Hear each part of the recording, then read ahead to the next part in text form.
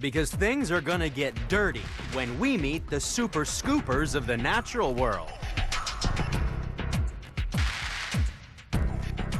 We're counting down the top 10 most extreme diggers in the animal kingdom to find out just who creates the fanciest excavations. Discover if there really is light at the end of the tunnel when diggers are taken to the most extreme. Earth is a planet of extremes. Extreme places. And extreme animals. But some animals are more extreme than others. Join us as we count down to find the most unusual and the most extraordinary on Animal Planet's The Most Extreme.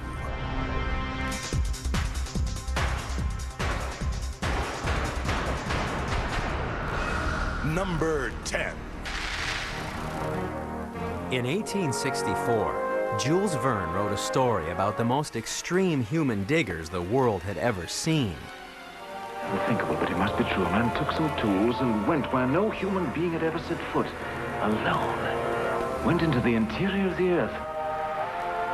While we now know that it's impossible to walk into the center of the earth, it is true that deep underground there are strange worlds, created by even stranger creatures.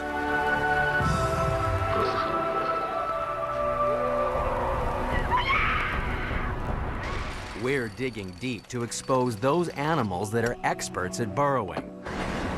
Our countdown begins when we crawl through simple tunnels, but soon expands into vast underground labyrinths. We'll meet diggers that scratch, bite, bash, or chew their way through a range of different materials, since not all tunnels are built underground. In fact, some animals like burrowing into us.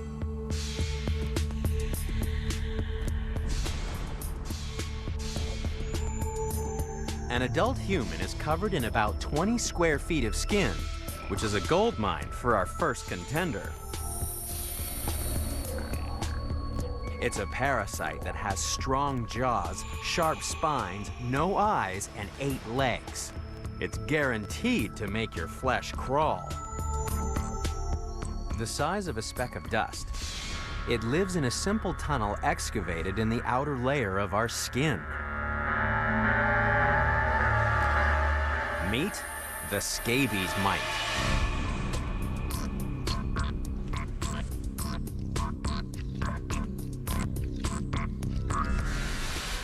It digs into our skin using its razor-sharp jaws and then spews out enzymes that dissolve our flesh.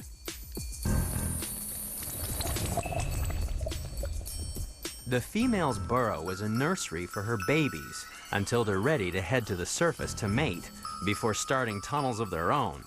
And by then, you'll be painfully aware that you're playing host to a diabolical digger. This rash is an allergic reaction to the scabies mite's waste products. But the thing that really gets under your skin is an infuriating itch. You can pass on scabies simply by touching another person. So it's no wonder that each year more than 300 million people are scratching themselves silly.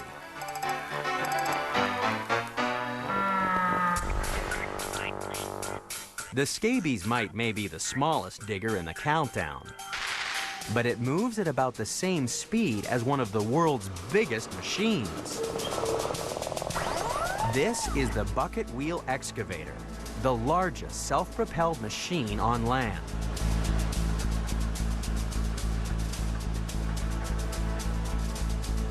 It moves more earth more quickly than any machine ever built.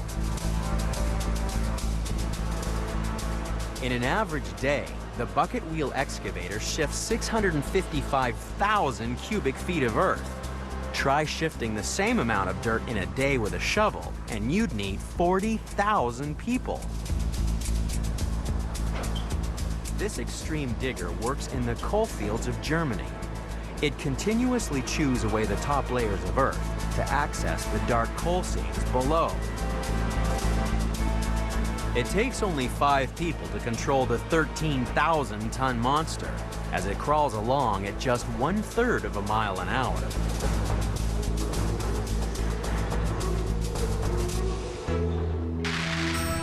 The scabies might also creep slowly under the surface of our body, tunneling through 1/8 of an inch of skin a week.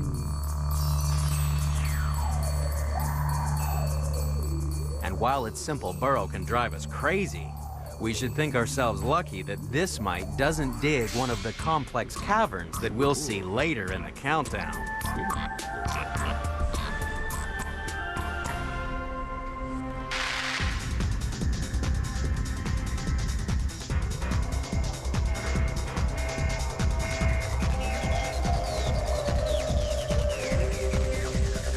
Number 9.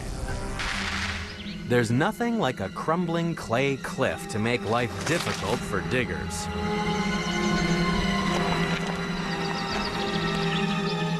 While this fossil hunter has the luxury of being suspended from a safety harness attached to a long rope, our next contender has to find a way to dig a hole in midair.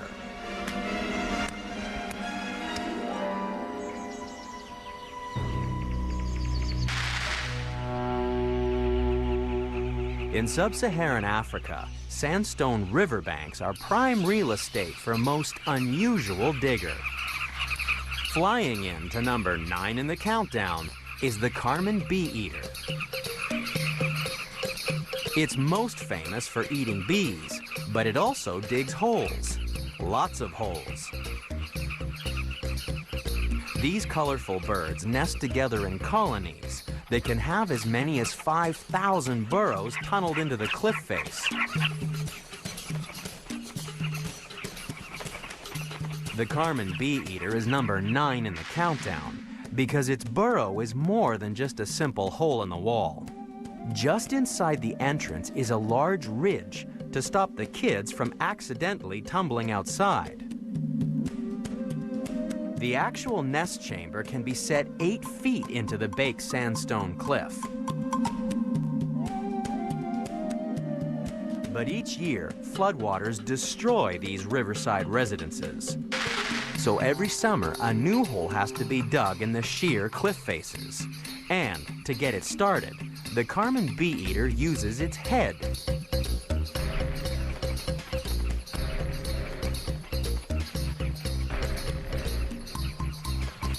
The birds make an initial indentation by flying head first into the cliff. Then, once they've made a perch, they can start burrowing. 2 of their toes are fused at the base and act like little shovels. 1 square yard of cliff can be home to 60 birds, so competition is fierce.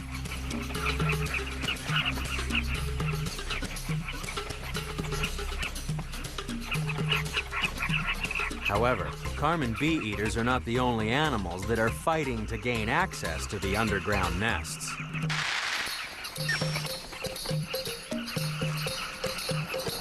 The monitor lizard is a formidable hunter. It digs using huge claws, and its slender body can squeeze into tight tunnels.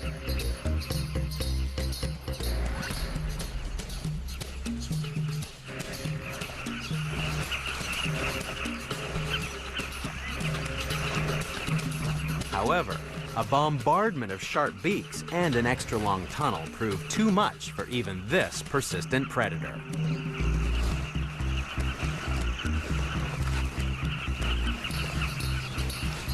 They may have helped win this battle, but the Carmen bee-eater's simple burrows can't compete with the complex excavations coming up in the countdown.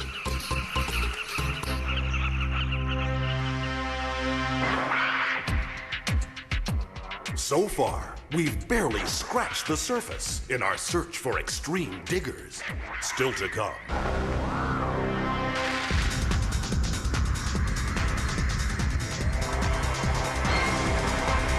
Number 8.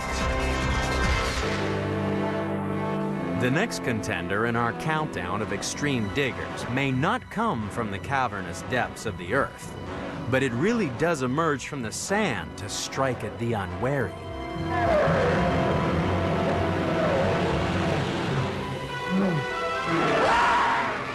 Luckily, it drags down not humans, but ants.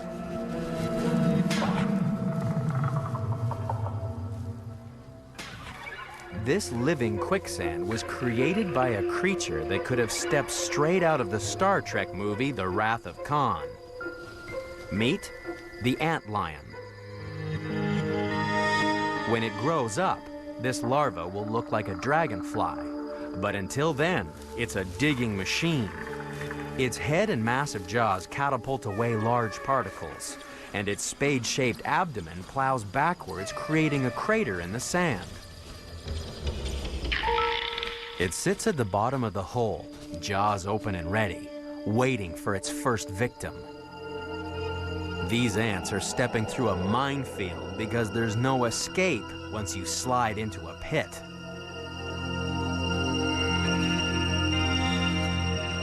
First, the antlion flicks up fine sand to keep the ants slipping back into the pit. It seizes its prey with those powerful jaws, injecting a poison to paralyze its victim. Then, the antlion slowly pulls the ant underground, where it sucks the body dry.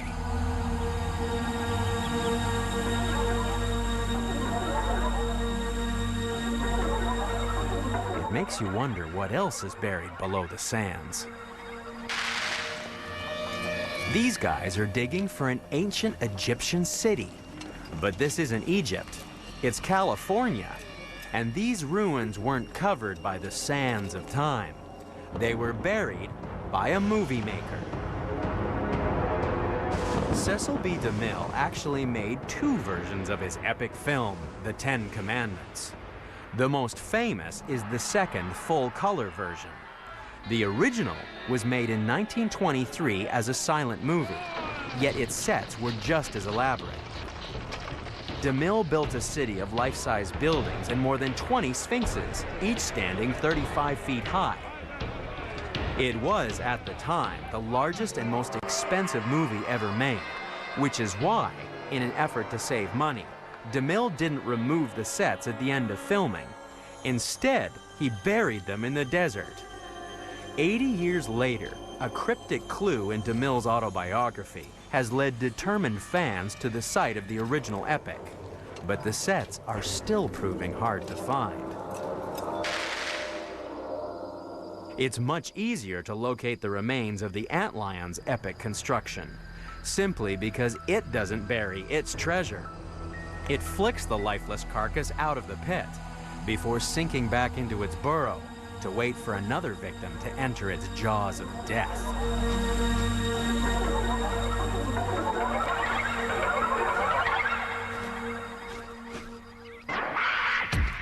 If you thought that buried bugs and head-banging birds were eccentric excavators, just wait till you meet a singing bachelor who lures females into his tunnel of love. And later, we'll dig up a story about a man who just loves collecting holes.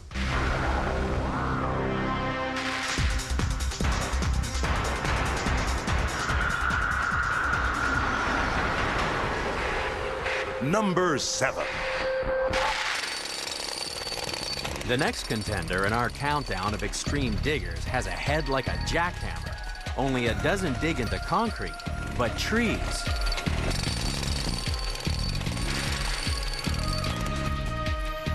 Banging its way through to number 7 in the countdown is the woodpecker. All 214 species peck wood. Their life is spent digging holes for food, shelter, and communication.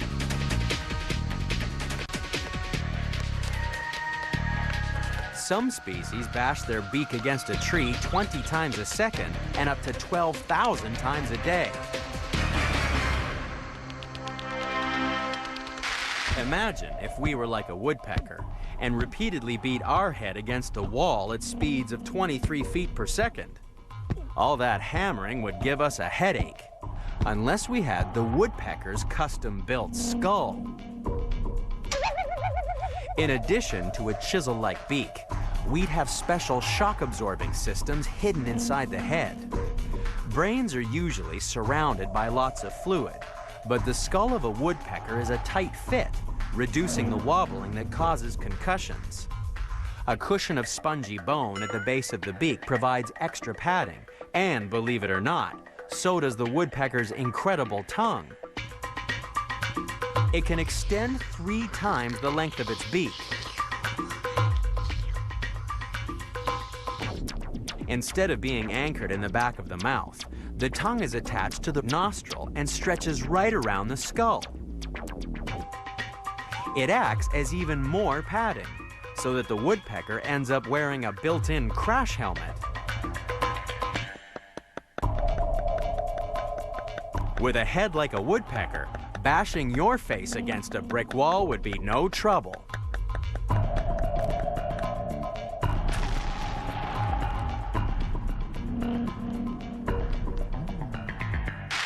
Woodpeckers are so good at digging into trees that their holes are a common sight in people's backyards. But one man has their holes in his living room. J. Henry Ballman from Indiana collects holes, hundreds of holes.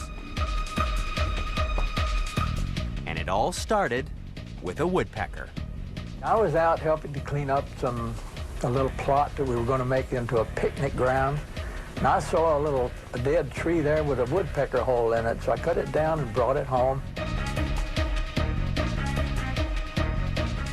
Now Henry has so many holes, he needs a bigger living room. And there's no shortage of new ones to collect, especially if you hang around an acorn woodpecker. This prolific pecker lives in the forests of the American West. It's called an acorn woodpecker because it collects vast numbers of the nuts to store for winter.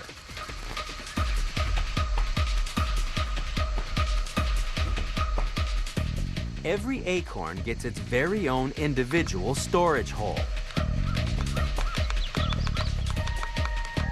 Each woodpecker family stores its acorns in one particular tree, and this means a lot of digging because they can accumulate a total of 60,000 acorns. Woodpeckers definitely do a lot of digging. They're number 7 in the countdown because they dig far more than just a simple cavity to store an acorn. They chisel out huge hollow chambers to rear their babies, and even use the noise of their digging to attract mates and ward off rivals. It seems that nothing digs wood better than a woodpecker.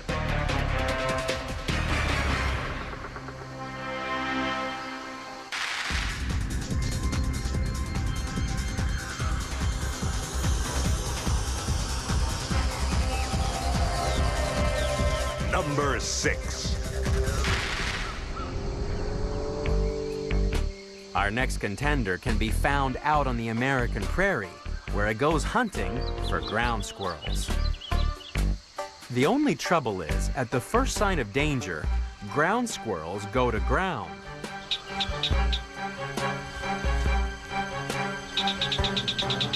But that won't stop the animal lumbering into number 6 in the countdown, the badger.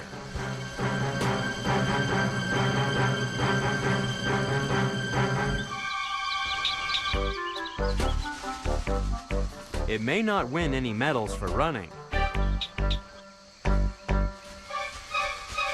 but unfortunately for ground squirrels, the badger is a champion digger.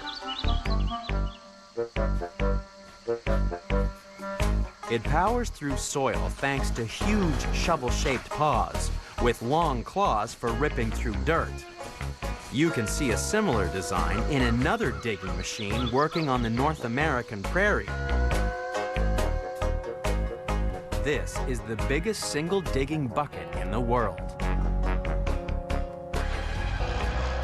Just like a badger's paw, it powers through surface soil to expose the open cast coal seam. Each scoop of the dragline digger lifts the equivalent weight of 1,000 people.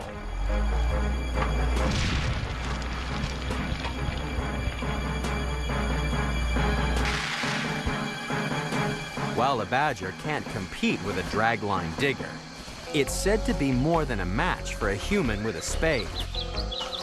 After all, they get plenty of practice because they spend a lot of time underground. The badger is number 6 in the countdown because it constructs a sprawling complex of tunnels. This is the first contender that's connected lots of different burrows together, joining grass-lined bedding chambers with multiple exits to use as escape routes. Which is why in World War II, the guys at this POW camp would have loved to have had a badger as a pet. There will be no escapes from this camp. But these prisoners had an audacious plan. We're going to devote our energies to sports and gardening, all the cultural pursuits. Meanwhile, we dig. In the spring of 1943, the Allied prisoners began to tunnel for freedom. How many are you taking out? 250. 250? This real-life great escape required 3 tunnels, codenamed Tom, Dick, and the longest tunnel, Harry, which was the length of a football field. It began under a stove in a bunkhouse and dropped 30 feet straight down.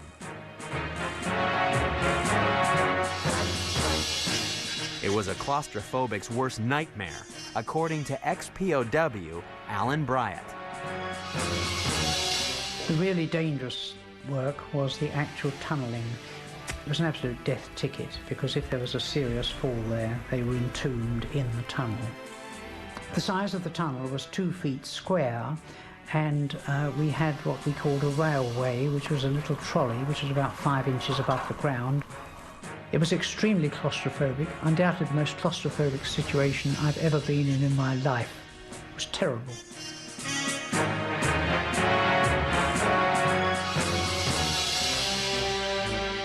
It took a year to complete, but on March 24th, 1944, 76 prisoners used Harry to make their great escape.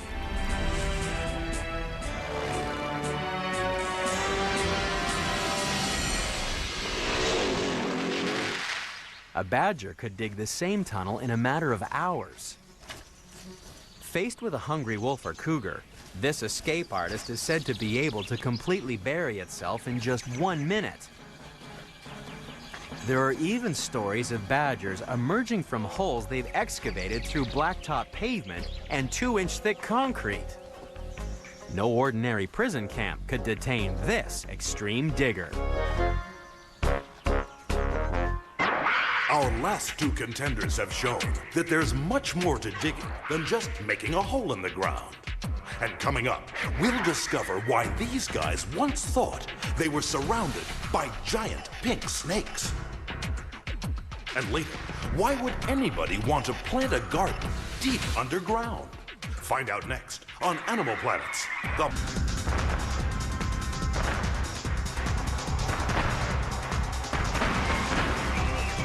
Number 5. The next contender in our countdown of extreme excavators really digs underground music. He's a burrowing bachelor who attracts females by broadcasting his own tunes from his personal stereo system.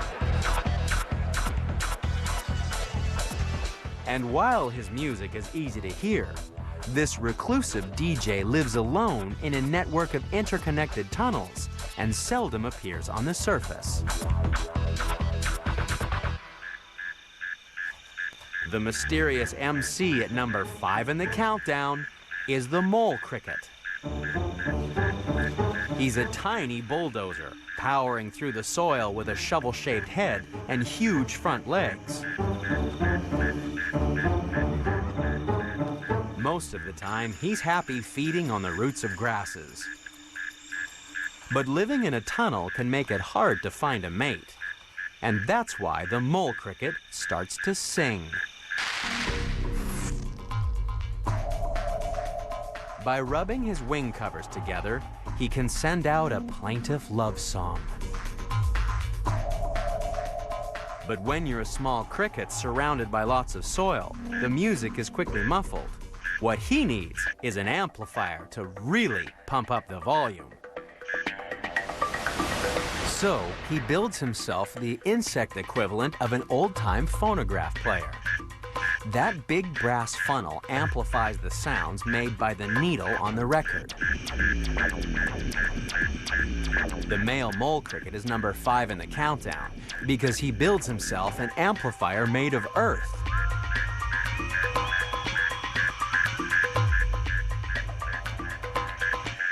At the entrance to a tunnel, the male digs a big funnel-shaped hollow.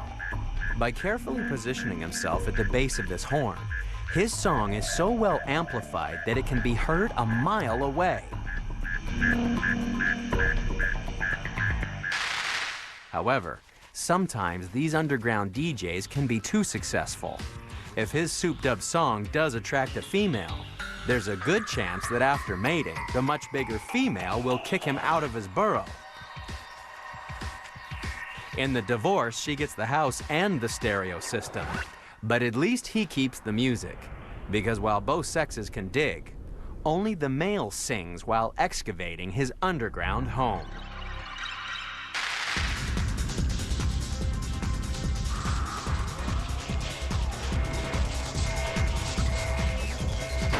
Number 4. When it comes to digging in Africa's Kalahari Desert, our next contender leaves the others in the dust.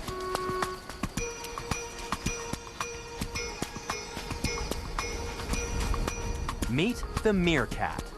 It's a kind of mongoose that only needs half an hour to excavate a hole 10 times its own size. Meerkats dig to find food and to create complex underground networks.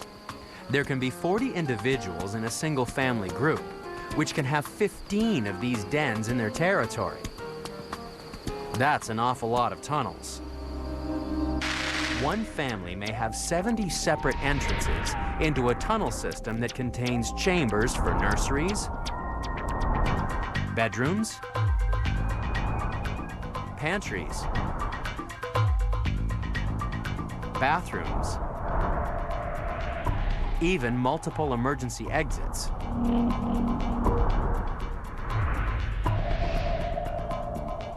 This twisted neighborhood of tunnels makes perfect sense when you live in a desert. To avoid the searing heat of the Kalahari, the meerkats just have to head underground, where inside the burrow, the temperature can be 60 degrees cooler. But meerkats are not the only ones to have headed underground to avoid the heat. In California, one man excavated these underground chambers by hand. He was the human equivalent of a meerkat, according to Andre Forestieri. This is the home of a man named Baldassare Forestieri, who was my great-uncle, a young immigrant from the island of Sicily, who, by the time he was in his mid-20s, had made his way to the center of California and bought this land to be a farmer. And his expectation was to plant orchards and vineyards and to produce fruit. And what he didn't realize at the time is he had bought some of the worst farmland in California. It's filled thick with a cemented soil layer that we call hardpan. And it's several feet thick, and it's so thick that tree roots tend not to go through it. It doesn't drain very well. And today it would take big equipment to rip it apart and to re-level it in order to plant into it. And that was well beyond his means for the time. In the first summer out here, he started to build a little cellar next to his home. And it was a way of enduring the heat that we have out here in July and August. And it was from that cellar that he has this idea of expanding further into the earth to create a dwelling that could be used out here every summer. And he started working on it, and he never stopped. He worked on it for 40 years, and by the end of the 40 years, it wasn't a small cellar anymore, but it was a large, complex labyrinth that became his home here in the valley, and he called it in Italian his Giardini Sotterranei, his underground gardens.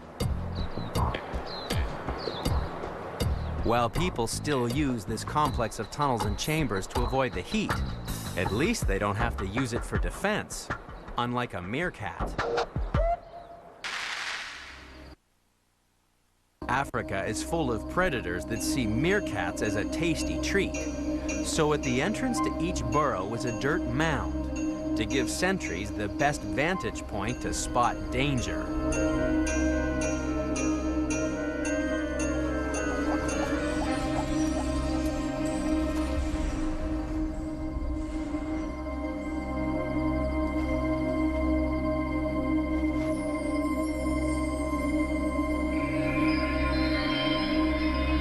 For these extreme diggers, it seems that their underground home really is their castle.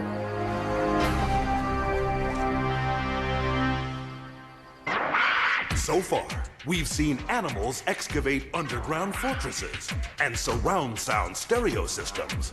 But still to come is an ancient digger that was so precious that if you stole one, you'd lose a limb.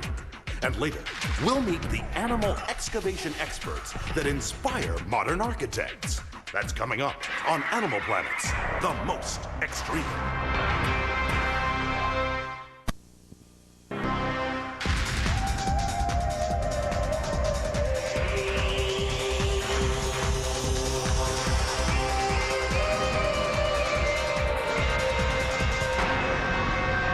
Number 3.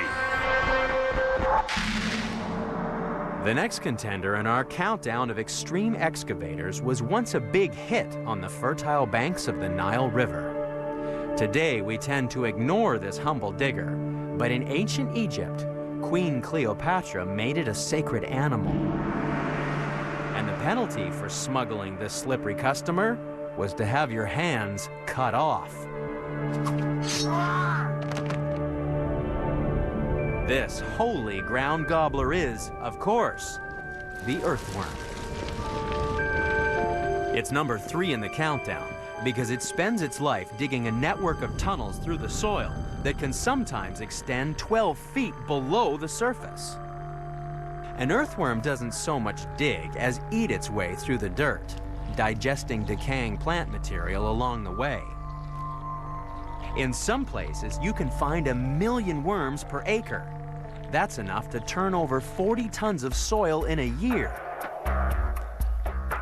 They are the greatest soil-making machines on the planet, and yet most of the time, we ignore them completely. Except in Australia. Here, they've built a big pink worm museum to honor these kings of compost. But this 500-foot concrete worm isn't the only giant in the area.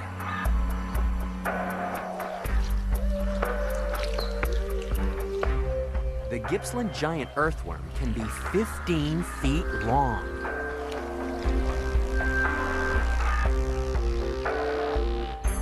When the area was settled 200 years ago, the early farmers found what they thought were strange pink snakes.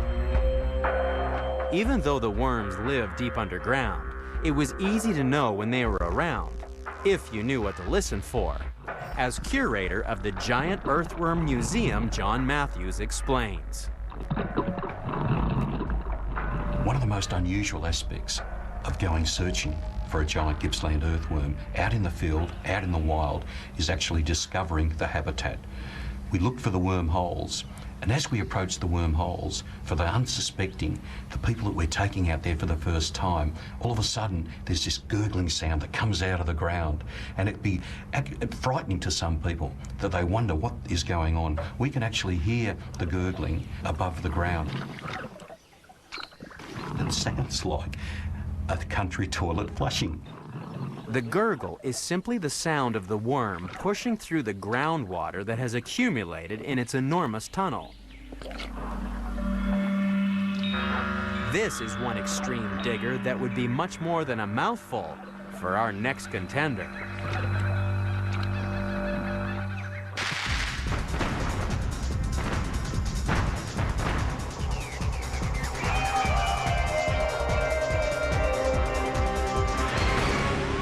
Number 2.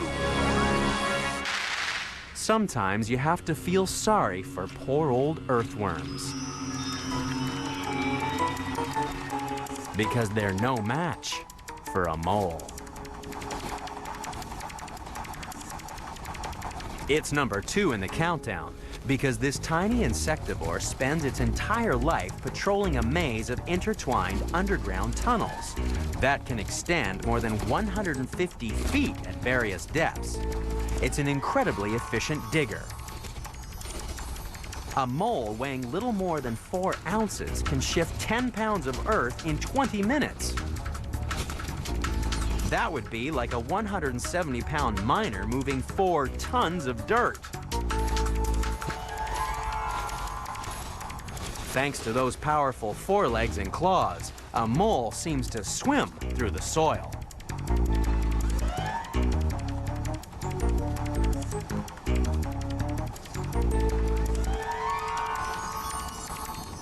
The only time it comes to the surface is to clean out dirt from its deepest tunnels.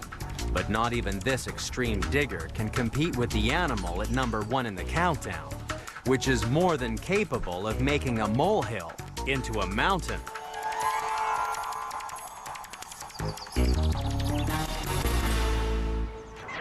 We've seen the 9 contenders. They're the best of the best. Only one animal is a more extreme digging machine. It's number 1, and it's coming up next on Animal Planet's The Most Extreme.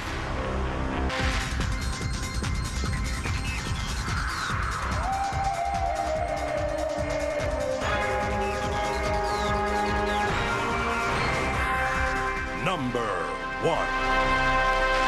The search for the most extreme digger in the countdown begins in New York City, because there's one animal that also creates massive skyscrapers. And while this extreme engineering is impressive, we tend to forget that there's an unseen metropolis underground, a winding labyrinth of subways, tunnels, and sewers.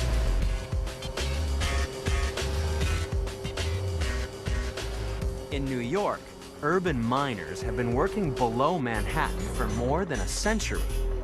Today, they use all kinds of complicated technology and computer-assisted designs.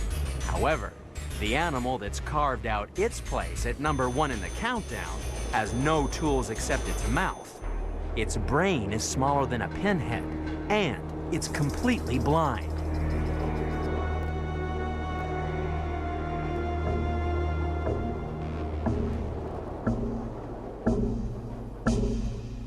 The most extreme digger in the countdown is the termite. In Africa, these insects excavate an underground metropolis for 5 million individuals. There's no shortage of workers to help construct their massive home, because their queen can give birth every 15 seconds. And they need all the help they can get, because for termites, digging is a very messy business. Once they've excavated soil, they turn it into a building material by chewing it up with a mixture of saliva and dung.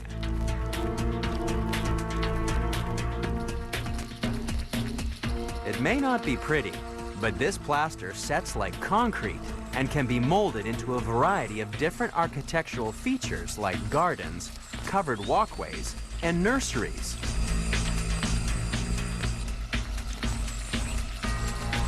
It's an extraordinarily complicated subterranean metropolis.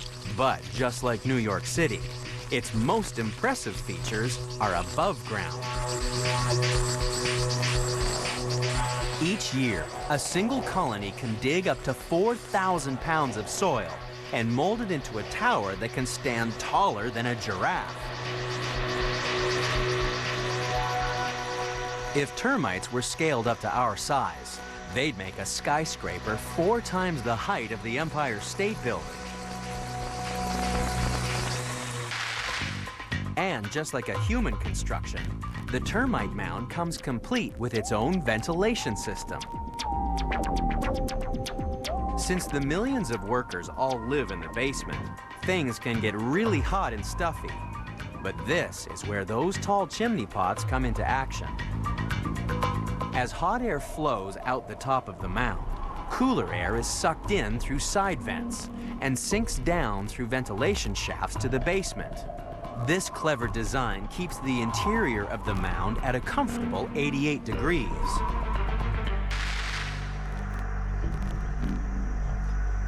It's the perfect air conditioning system, and it doesn't require any electricity. No wonder human architects have been taking a close look at termite mounds. And in Africa, they've even tried to copy the design.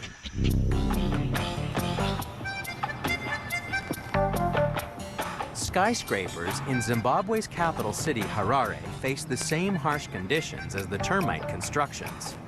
But this building uses only half the energy of a normal office block because it's been built like a termite mound.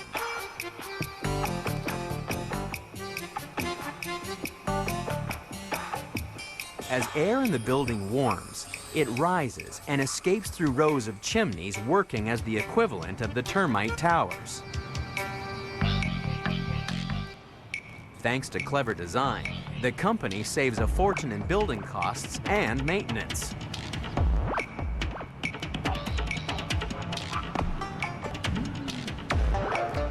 It's a staggering piece of engineering, considering that these towers of dirt were manufactured by a blind bug with a brain smaller than a pinhead. However, just like New York City, there's just as much construction beneath the surface. Termites have been recorded digging down over 125 feet to connect with an underground water supply.